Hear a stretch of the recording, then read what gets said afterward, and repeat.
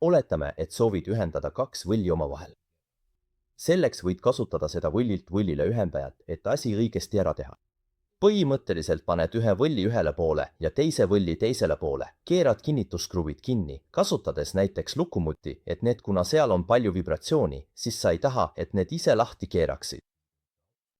Ja kui sa keerad need piisavalt kõvasti kinni, suudavad need üldiselt edastada pöördemomenti ühelt võllilt teisele ning annavad sulle lisapikkust.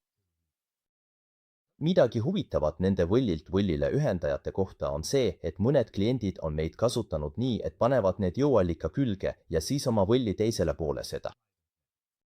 Olen seda näinud kord varem, kui seda tehti autopolisheriga. Oluline on meeles pidada, et kui ühendad ühe võlli teisega, siis veendu, et väiksem võllidest oleks see, mis on ühendatud tööriista otsa külge ja paksem võll oleks ühendatud trelli otsa külge, sest mida paksem võll, seda suurem on selle pöördemomendi kandevõime. Pole mõtet lasta õhemal võllil paksumat võlli lükata, kui see loogiline tundub. Kui ei tundu, võta meiega igal ajal ühendust. Oleme alati valmis sind aitama. Aitäh, et vaatasid. Ilusat päeva!